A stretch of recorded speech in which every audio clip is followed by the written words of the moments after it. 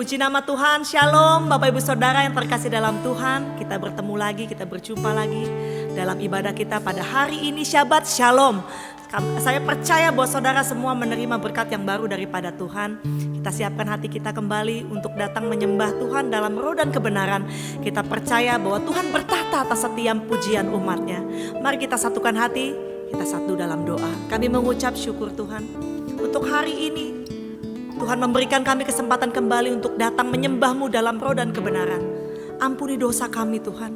Kuduskan kami dan layakkan kami di hadapan-Mu. Biarlah setiap pujian penyembahan kami menjadi dupa yang harum di hadapan Tuhan. Dan nama-Mu ditinggikan, dimuliakan. Di dalam nama Tuhan Yesus. Haleluya. Amin. Kita mau angkat pujian ini. Roh Kudus memenuhi kita. Kami rindu Tuhan hadir-Mu di tempat ini. Kami rindu kuasa-Mu bekerja bagi kami. Thank you Jesus. Datang Roh Kudus, Kau ku rindu. Dengan minyak yang baru urapiku. Mengalir penuhiku, mengalir pulihkanku. Kuasa-Mu mengubah hidupku.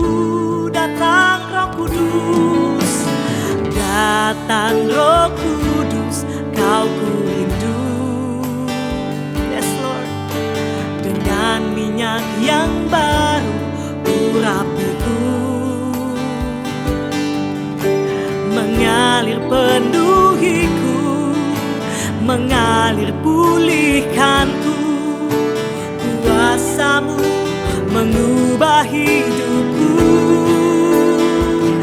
Satu yang ku rindu, bersekutu dengan-Mu. Bawaku lebih lagi tinggal di dalam-Mu. Nikmati hadirat-Mu, jamahlah seluruh hidupku. Kuasa-Mu mengubah hidupku. Oh, datang Roh Kudus, datang Roh Kudus, Kau ku rindu. Dengan minyak yang baru urapiku. Haleluya. Mengalir penuhiku, mengalir pulihkanku. Kuasa-Mu mengubah hidupku. Satu yang ku rindu, bersekutu dengan-Mu. Bawaku lebih lagi tinggal di dalam-Mu. Nikmati hadirat-Mu, jamahlah seluruh hidupku. Kuasa-Mu mengubah hidupku. Amin. Satu yang ku rindu, bersekutu dengan-Mu. Bawaku lebih lagi tinggal di dalam-Mu. Nikmati hadirat-Mu, jamahlah seluruh hidupku. Kuasa-Mu mengubah hidupku. Sekali lagi katakan. Satu yang ku rindu, bersekutu dengan-Mu. Bawaku lebih lagi tinggal di dalam-Mu. Nikmati hadirat-Mu, jamahlah seluruh hidupku. Kuasa-Mu mengubah hidupku. Kuasa-Mu Tuhan, kuasa-Mu mengubah hidupku. Oh, kuasa-Mu mengubah hidupku. Mari kita sembah Dia. Kuasa-Mu Tuhan mengubah hidupku.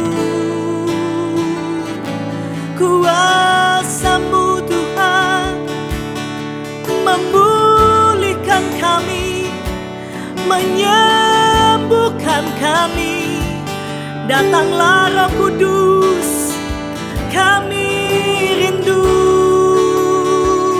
kami rindu bersekutu denganmu, ya Roh Kudus Tuhan.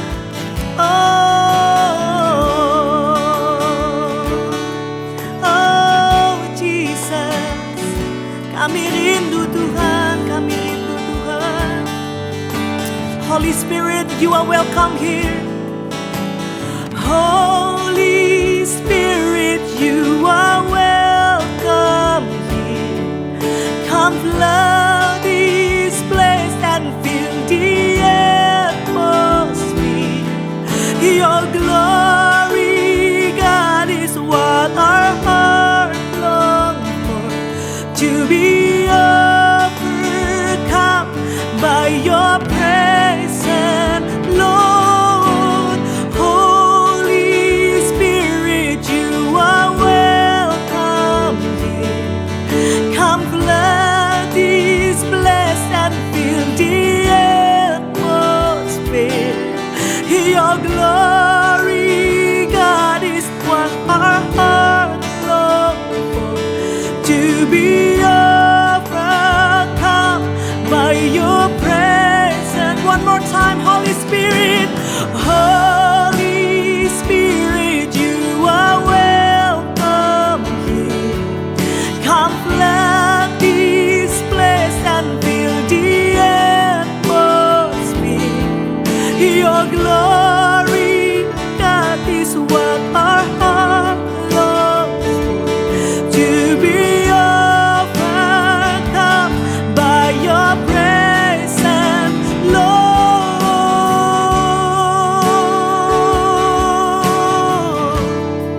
Your presence, Lord. Oh Jesus, your presence, Lord. Your presence, Lord. Oh, your presence, oh Lord. Your presence, oh Lord. Holy Spirit, you are welcome here. You are welcome here, Jesus. Kami percaya bahwa Roh Kudus hadir di tengah-tengah kami Tuhan, memenuhi setiap hati kami, memulihkan kami. Mari sembah Dia. Roh Kudus, Kau hadir di sini. Roh Kudus, ku mengasihimu. Kau lembut, Kau manis, Kaulah penghiburku, penolongku, diutus Bapakku. Ku buka hati, ku buka hati untuk Roh-Mu Tuhan. Ku buka hati menyembah-Mu Yesus. Jamahlah kami, penuhi kami dengan kuasa Allah Maha Tinggi.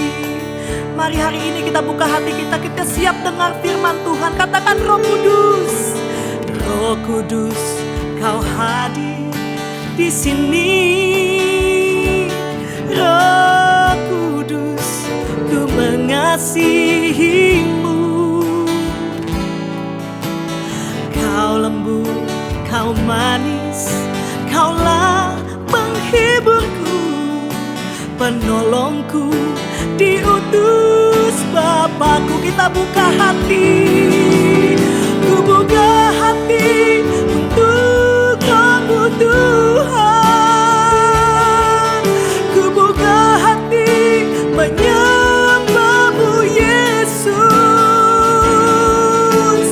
Jamahlah kami, penuhi kami dengan kuasa Allah Maha Tinggi. Ku buka hati,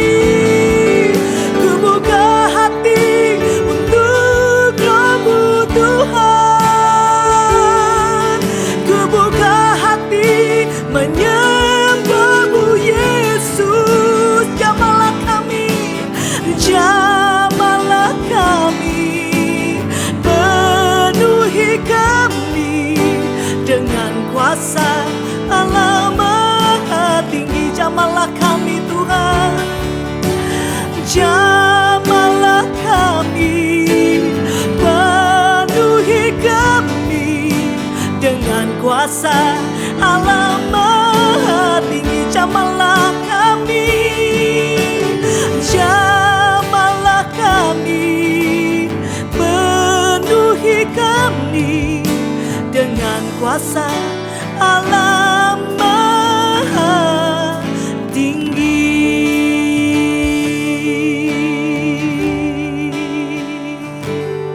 Allah, dengan kuasa-Mu Tuhan, haleluya.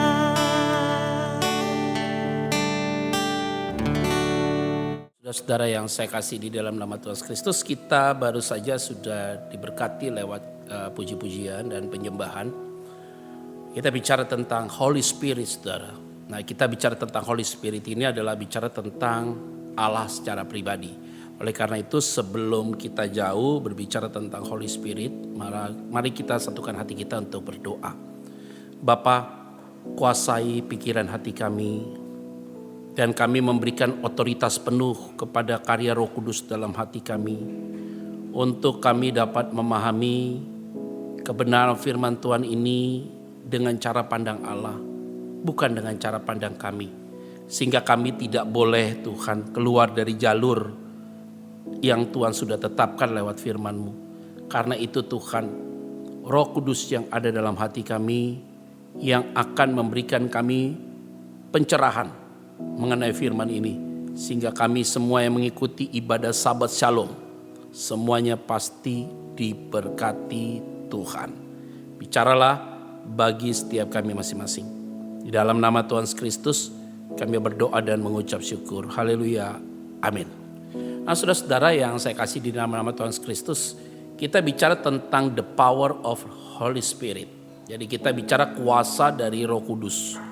Nah, kita harus juga perlu memahami tentang Roh Kudus itu sendiri, saudara. Nah, ini memang tidak mudah, tetapi saya coba untuk menjelaskan dengan bahasa yang sederhana, mudah dipahami, supaya saudara yang mengikuti ibadah Sabat Shalom ini tidak confused, tidak bingung, dan juga tidak menjadi multitafsir kemana-mana. Saudara perhatikan baik-baik.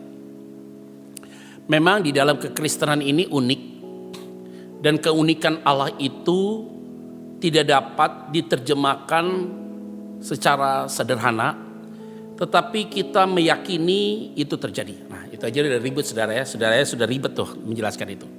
Jadi kalau kita bicara tentang Allah yang Tritunggal itu, artinya di dalam Allah yang tunggal itu di dalam ada 3 pribadi itu sendiri. Nah, itu yang tidak bisa dipisahkan, satu kesatuan yang mengikat di dalamnya. Jadi tidak boleh dipisah-pisahkan Allah Bapa sendiri dan enggak boleh. Itu menjadi satu kesatuan yang tidak bisa dipisahkan satu sama lain. Nah, di dalam hal ini ada peranan-peranan penting di dalam kehidupan kita masing-masing. Nah, baru kita yang mau bahas ada the power of Holy Spirit. Sebelum bicara tentang the power atau kuasa, maka kita akan membahas tentang Holy Spirit itu sendiri. Begini saudara, Roh Kudus ini adalah janji Yesus setelah dia naik ke surga. Artinya di dalam Kisah Rasul pasal yang ke-1 saudara, itu jelas sekali Roh Kudus dijanjikan. Kalau dalam konteks Alkitab itu Roh Kudus dijanjikan saudara, bahwa ketika Yesus terangkat ke surga, maka dia akan memberikan roh itu kudus itu kepada mereka. Jadi dia bilang di situ di ayat pasal 1, di ayat yang ke-7, jawabnya, engkau tidak perlu mengetahui masa dan waktu yang ditetapkan Bapa sendiri menurut kuasanya. Tetapi kamu akan menerima kuasa kalau Roh Kudus turun ke atas kamu, dan kamu akan menjadi saksiku di Yerusalem dan di seluruh Yudea dan Samaria dan sampai ke ujung bumi. Nah, kalimatnya begitu ya saudara. Sesudah ia mengatakan demikian, terangkatlah ia disaksikan oleh mereka dan awan menutupnya dari pandangan mereka. Jadi saudara, ini kalimat ini menjadi kalimat yang sangat penting sekali yang saya perlu sampaikan bagi saudara, bahwa Ketika Yesus terangkat ke surga, waktu Yesus ada di dalam dunia, dia menghembuskan Roh Kudus. Ya, jadi kita sebagai hamba Tuhan, perhatikan baik-baik, pendeta tidak boleh menghembuskan Roh Kudus, tidak boleh. Karena Roh Kudus itu Allah secara pribadi.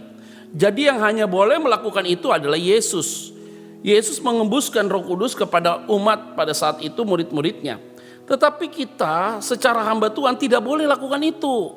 Terimalah Roh Kudus, nggak boleh. Karena kita yang menerima Roh Kudus itu sendiri. Sehingga Roh Kudus tidak boleh di-share-kan, tidak boleh.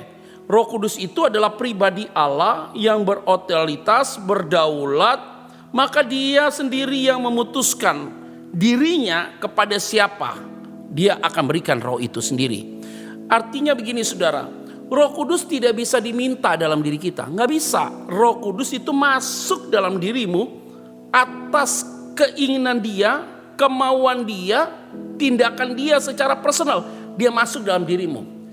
Jadi orang itu saudara menerima Roh Kudus itu saudara, bukan karena dia minta loh saudara, karena dia dipaksa, tanda kutip. Roh Kudus itu masuk dalam diri dia untuk menghancurkan hati yang keras itu sendiri.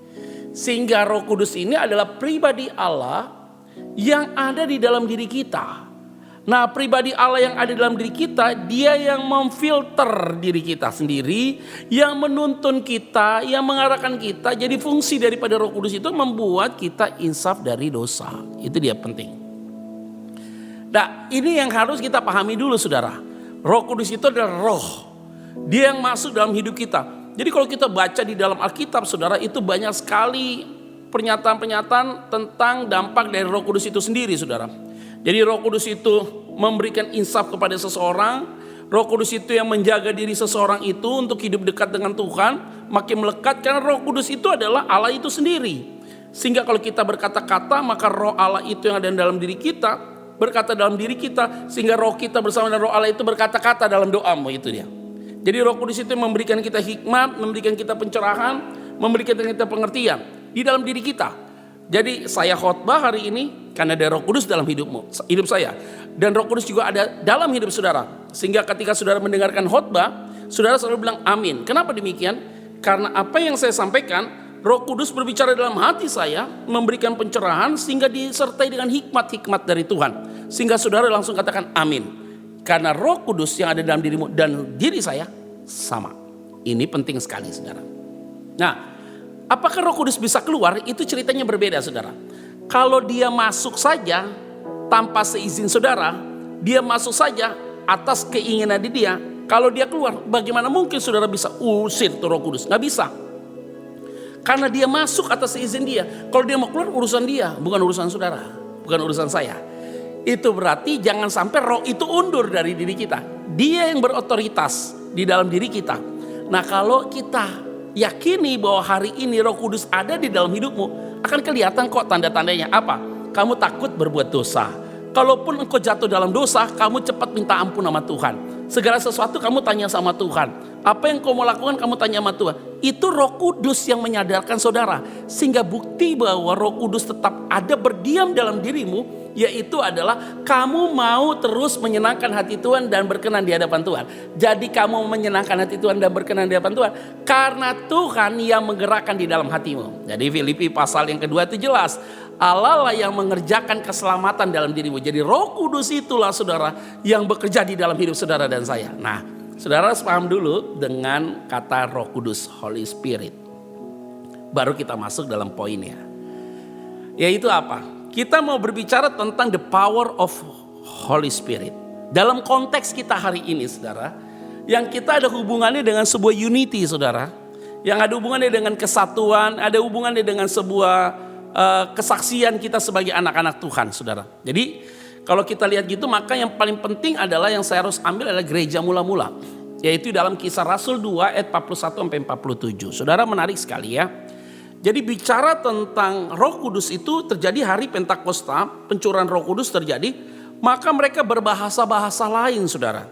Ini bahasa-bahasa lain yang dimengerti oleh orang-orang di situ. Walaupun mereka orang Galilea, tapi pakai bahasa-bahasa lain yang dimengerti oleh mereka. Sedangkan bahasa roh itu berbeda. Bahasa roh itu dia berkata-kata untuk membangkitkan iman dia Maka pada saat dia berbahasa roh, maka dia berbicara kepada Tuhan untuk imannya bertumbuh. Tapi ketika engkau menyampaikan berbahasa roh di ruang publik, maka ada yang menerjemahkan, maka itu menjadi sebuah nubuatan. Tapi dalam konteks Kisah Rasul, saudara, pasal yang kedua, bahasa-bahasa lain, maka konteksnya adalah karunia berbahasa. Karena dia dari daerah lain, dia bisa berbahasa-bahasa lain. Itu berarti karunia berbahasa untuk menyampaikan evangelion, pemberitaan Injil kepada orang-orang pada zaman itu. Nah, baru kita masuk. Kalau kita konteks itu, saudara, maka the power of Holy Spirit itu adalah yang paling penting ini, saudara, di dalam konteks yaitu gereja mula-mula. Di dalam gereja mula-mula, saudara, itu di dalam Kisah Rasul 2 di ayat yang ke Kisah Rasul 2 ayat yang ke 41 dan 47 sampai 47, saudara. Saya akan bacakan bagi kita semua ya. Nah, saudara, kalau ada Alkitab silakan buka, tapi nanti di kamera saudara juga di screen ini juga ada firman Tuhan. Orang-orang yang menerima perkataannya itu memberi diri dibaptis, dan pada hari itu jumlah mereka bertambah kira-kira 3.000 jiwa. Saudara ngerti artinya apa? Begini, saudara. Waktu terjadi hari Pentakosta, maka murid-murid dikuasai oleh pekerjaan Roh Kudus, saudara. Dipenuhi oleh Roh Kudus. Nah, di antara murid-murid yang lain, ada satu murid yang dipercayakan untuk berkhotbah, namanya Petrus. Nah, ketika Petrus berkhotbah, bukan karena dia, tapi karena Holy Spirit, Roh Kudus yang ada dalam diri dia, sehingga dia berkhotbah dengan kuasa dan urapan dari karya Roh Kudus itu sendiri. Setelah Petrus berkhotbah, maka ada sebuah impact, ini disebut dengan kuasa, yaitu apa? Orang-orang yang menerima perkataannya itu, menerima khotbah yang disampaikan oleh Petrus, karena Petrus berkhotbah dengan ilham dan kuasa dari Roh Kudus itu, sehingga mereka minta memberi dirinya dibaptis, dan pada hari itu jumlah mereka bertambah 3.000 jiwa. Apa itu artinya? Orang percaya dan mengakui kebenaran firman Tuhan, yang mengerjakan adalah Roh Kudus. Setelah dia percaya, karena dia mengakui tentang apa yang difirmankan itu, bukan karena Petrus hebat berkhotbah, bukan. Karena Petrus dikuasai Roh Kudus, dan ketika dia menyampaikan dalam kekuatan Roh Kudus, maka orang yang mendengarkan dijamah oleh pekerjaan Roh Kudus, sehingga dia percaya apa yang disampaikan lewat firman Tuhan itu lewat Petrus. Sehingga akhirnya mereka percaya. Jadi mereka percaya itu, saudara, karena karya Roh Kudus. Itu yang disebut dengan the power of Holy Spirit. Apa itu artinya? Ya gak usah paksa orang itu percaya kepada Kristus, gak bisa. Kamu tugas saja menyampaikan kebenaran dengan kekuatan Roh Kudus. Tapi orang yang menerima firman itu menjadi percaya karena Roh Kudus yang menjamah dia. Itu penting, saudara.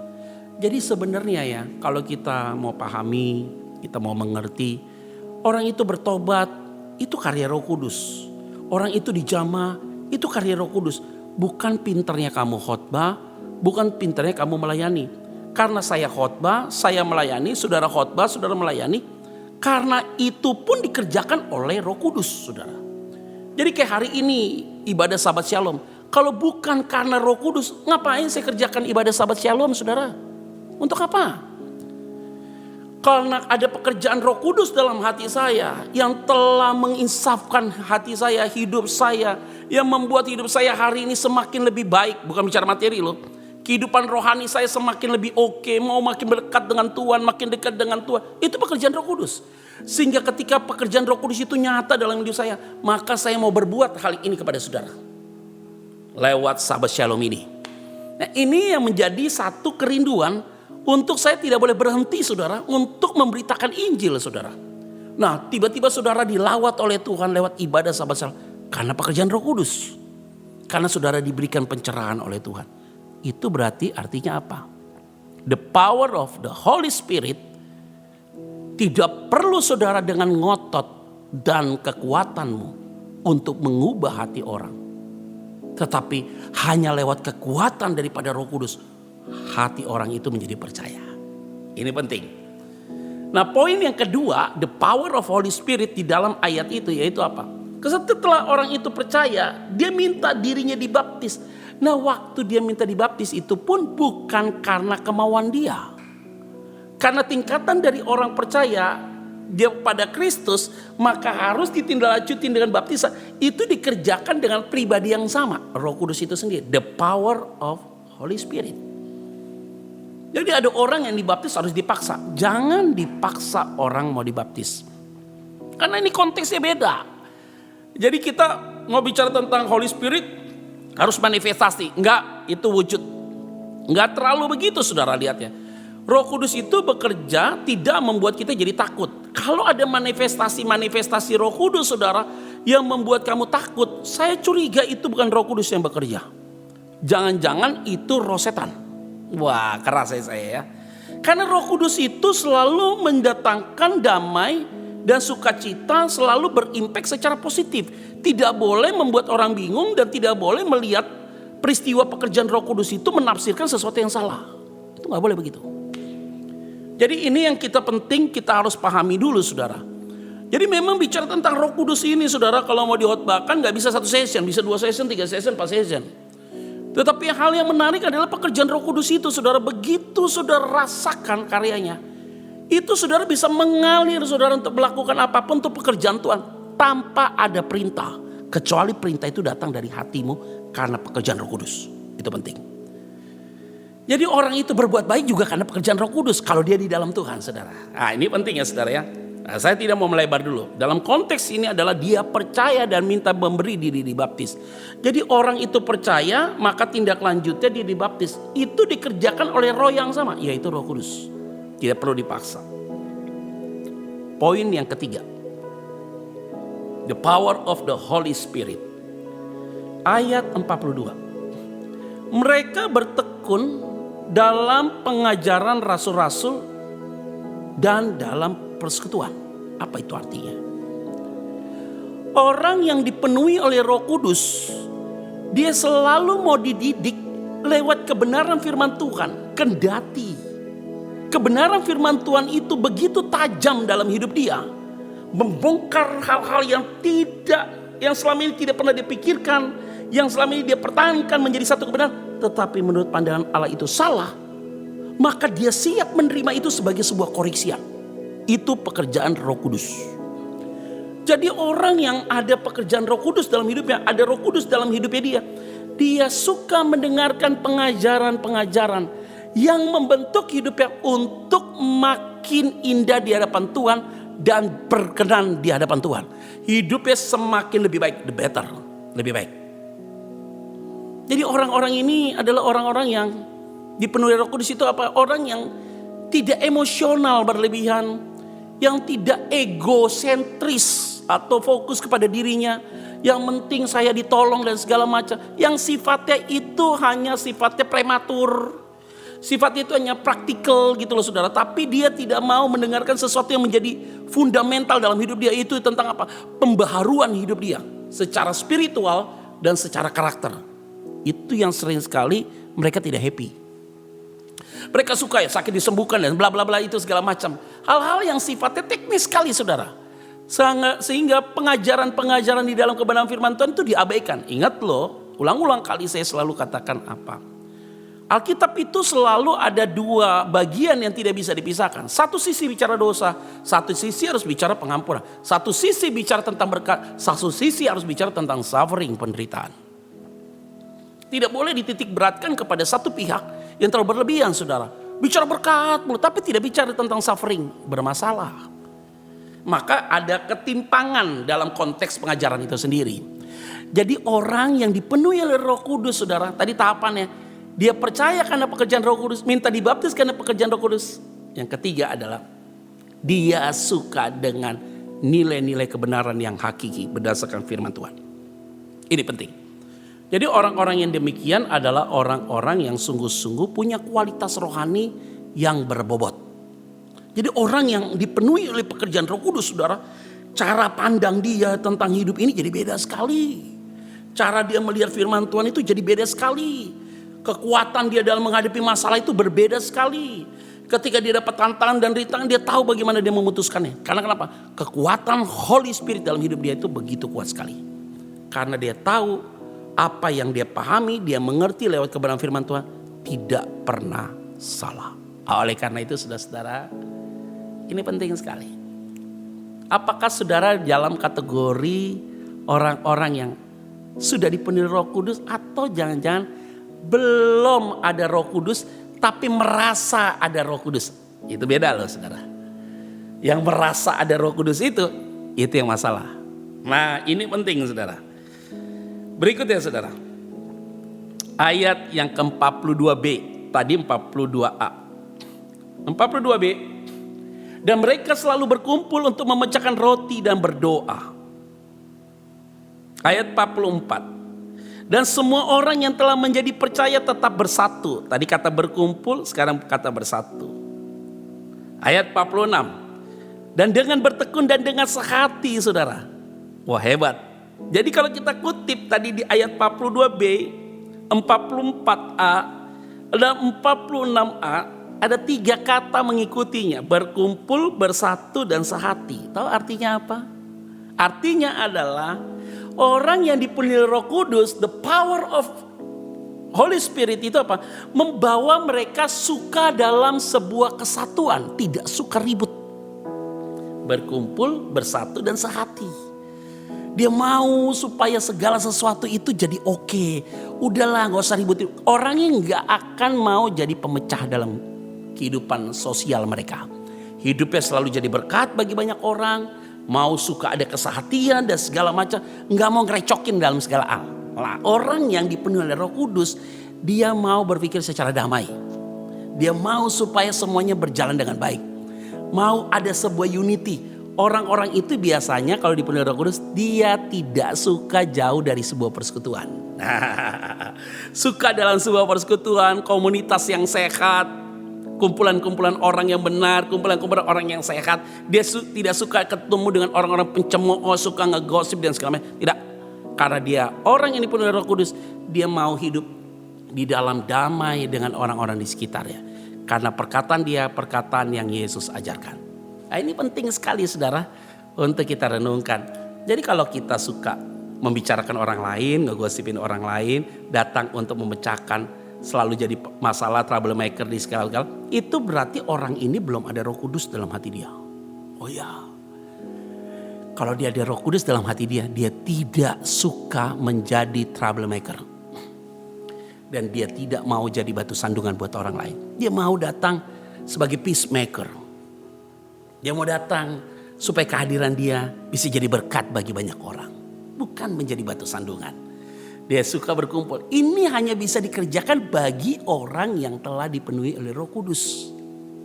Kalau enggak, aduh udah deh. Pasti bawaannya mau ribut mulu saudara. Maka ini yang penting yang saya mau sampaikan bagi kita semua. Supaya kita paham dulu bahwa Roh Kudus itu seperti apa sih? Seperti apa dia gitu loh. Nah, ini pribadi yang memang roh yang ada dalam diri kita. Kita akan lihat dari buah-buahnya gitu loh ya. Lihat orang itu jangan dia punya karunia hebat. Enggak, lihat dari buahnya. Karena orang yang merasa diri, nah ya, merasa diri punya karunia, belum tentu punya buah. Jangan-jangan karunianya adalah palsu. Tapi orang yang punya karunia roh pasti disertai dengan buah-buah roh. Pasti itu saudara. Ini penting sekali untuk kita pahami. Poin berikutnya, yaitu apa? Di dalam ayat yang ke-44b dan 45. Dan segala kepunyaan mereka adalah kepunyaan bersama. Ayat 45. Dan selalu ada dari mereka yang menjual harta miliknya, lalu membagi-bagikannya kepada semua orang sesuai dengan keperluan masing-masing. Saudara tahu? The power of the Holy Spirit itu artinya apa? Orang kalau yang sudah dipenuhi Roh Kudus, tadi pertama dia percaya, akhirnya dia minta dibaptis. Yang ketiga dia suka pengajaran. Yang keempat dia selalu menjadi peacemaker, bukan menjadi troublemaker. Yang kelima adalah yaitu tadi kalimatnya apa? Kalau orang dipenuhi oleh Roh Kudus yaitu apa? Tidak betah ngelihat orang lain susah. Barangmu barangku juga. Tapi dalam konteks saat itu berbeda dengan konteks sekarang. Kalau barangmu barangku juga bahaya nih saudara. Rumahku juga, nggak begitu tafsirannya. Artinya pada saat itu adalah sifatnya adalah sebuah komunitas yang sehat sekali. Jadi kalau orang itu nggak mampu, saya jual barang saya untuk memberikan sesuai keperluan. Yaitu apa? Dia punya belas kasihan kepada orang lain. Tidak suka lihat orang lain sulit dan susah. Saya lihat banyak peristiwa ya. Dengan peristiwa coronavirus ini banyak orang yang berbagi satu sama lain. Baguslah. Itu yang terbaik saudara. Karena tidak mungkin saudara bisa berbagi kalau engkau tidak punya hati. Oh hati-hati loh, orang makin kaya makin pelit bos. Justru orang yang berbagi hari ini, dia tidak butuh kaya, tapi dia punya hati yang dipenuhi oleh Roh Kudus. Itu dia. Orang kaya tidak dipenuhi Roh Kudus, pelitnya minta ampun bos. Tapi orang kaya dipenuhi Roh Kudus, saya kasih tahu orang itu rendah hati sekali dan dia tidak mau dipuji oleh siapapun. Hebat sekali orang itu. Dan orang itu siapa? Saudara yang menyaksikan Sahabat Shalom ini.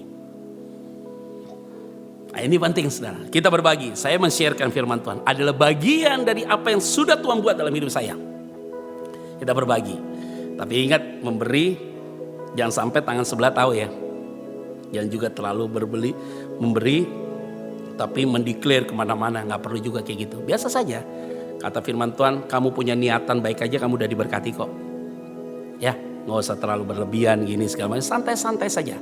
Ada berkat Tuhan buat saudara. Ini penting sekali saudara. Orang itu tidak happy lihat orang lain susah. Karena ada pekerjaan Roh Kudus dalam hati dia. Poin terakhir saudara. Yaitu apa di poin terakhir?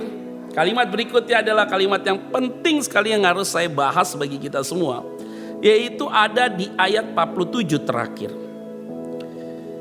Ayat 47 itu kalimatnya baik sekali saudara di situ. Sambil memuji Allah. Kalimatnya adalah dari 46b. Mereka memecahkan roti di rumah masing-masing secara bergilir dan makan bersama-sama dengan gembira dan dengan tulus hati. Artinya apa? Orang yang dipenuhi oleh Roh Kudus, hatinya itu selalu gembira dan tulus hati. Nah, dampaknya ayat 47, sambil memuji Allah. Dan mereka disukai semua orang. Dan tiap-tiap hari Tuhan menambah jumlah mereka dengan orang-orang yang diselamatkan. Apa itu artinya saudara? Yang saya mau sampaikan bagi kita semua begini. The power of Holy Spirit, tadi saya sudah jelaskan tentang Holy Spirit. Yang pertama adalah orang percaya karena Holy Spirit. Yang kedua, dia dibaptis bukan karena dipaksa, karena ada Holy Spirit. Yang ketiga, dia suka dengan pengajaran yang sehat karena ada Holy Spirit. Yang keempat, saya kasih tahu dia akan menjadi peacemaker bukan troublemaker karena Holy Spirit. Yang kelima, dia punya hati belas kasihan, itu oleh karena Holy Spirit.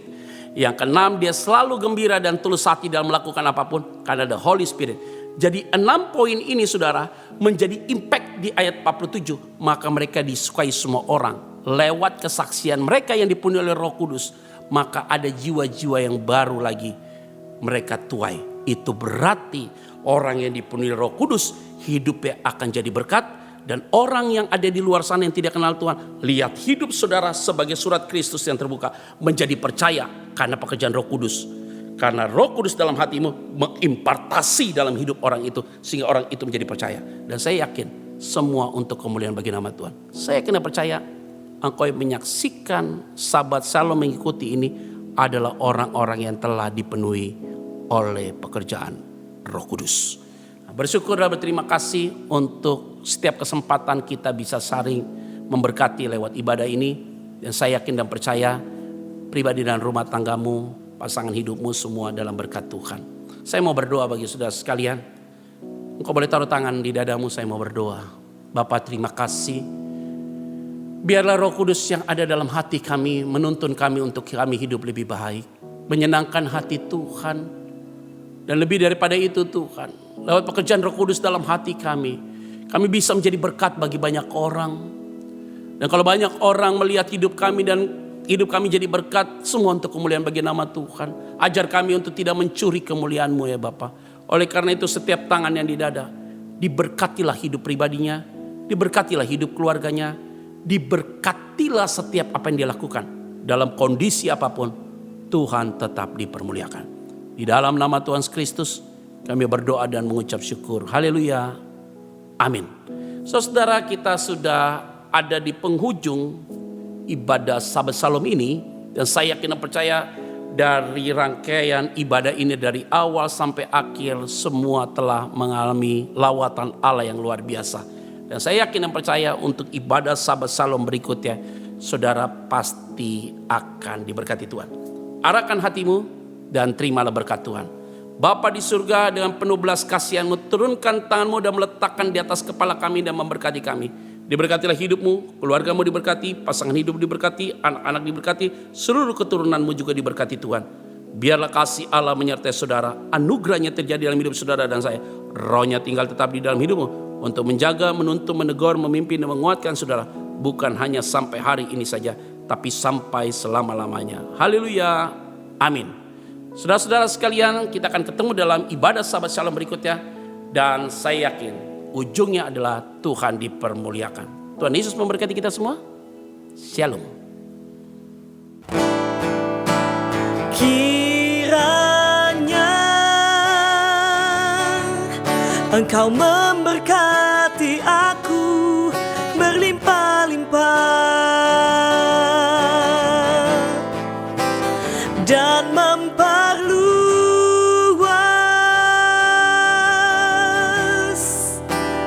daerahku,